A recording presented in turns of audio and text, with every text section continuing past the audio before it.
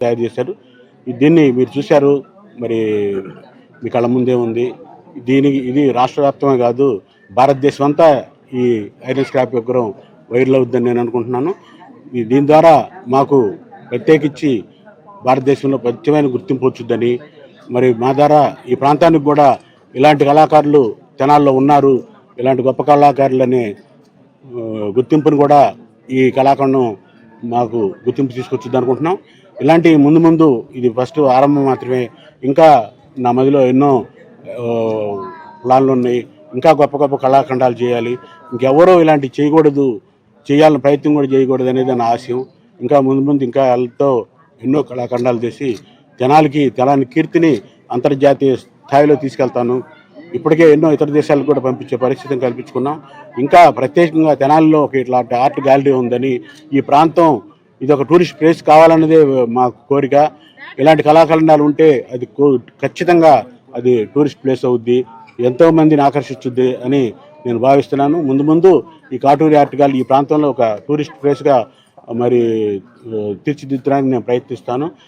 Media వారు కూడా మీ తగ్గ ప్రచారాన్ని చేస్తే ఎంతోమంది ఈ గ్యాలరీని చూడాలి. ఇలాంటి గ్యాలరీ తెనాల్లో ఉందని మీరందరూ ప్రపంచాలకి తెలపాల్సిన బాధ్యత మీది. మీరు మీ ద్వారా కూడా మరి మీ సహకారాన్ని కూడా నేను అర్థిస్తున్నాను. ఇంకా నేను ఒక్కనే కాదు, నిరంతరం మేము ఎప్పుడు పని ఇంకా రెండో ఆలోచన ఉండదు. నేను కూడా మా అబ్బాయి రవిచంద్ర కానీ శ్రీహర్ష కానీ అందరం ఎలా ఈ శిల్పశాలను డెవలప్ చేయాలి, ఈ కాటూరి ఆర్ట్ గ్యాలరీకి ఎలాంటి గుర్తింపు తీసుకురావాలనేది నిరంతరం ప్రయత్నిస్తూ మరి ఇంకా ముందు మా ద్వారా ఈ ప్రాంతానికి ఖ్యాతి తీసుకొస్తామని భావిస్తున్నాం.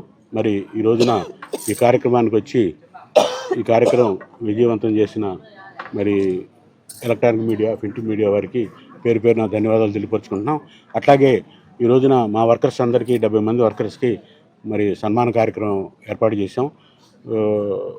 ప్రతి సంవత్సరం జనవరి 1 రోజున ఏర్పాటు చేసేవాళ్ళం. ఈసారి ఈ ఛత్రపతి శివాజీ విగ్రహం ఆవిష్కరణ సందర్భంగా ఇదివరకు ఊరినే బట్టలు పెట్టేవాళ్ళం, కానీ వాళ్ళందరికీ వాళ్ళ దంపతులతో సహా సన్మానం చేయాలి ఆలోచనతో మరి నా కృషిలో వాళ్ళ భాగంగా కూడా ఉంది. కాబట్టి నేను ఒక్కడే ఇలాంటి కళాఖండాలు నేను ఒక్కడే చేయలేను కదా, అందరి కృషి మరి ఉంది.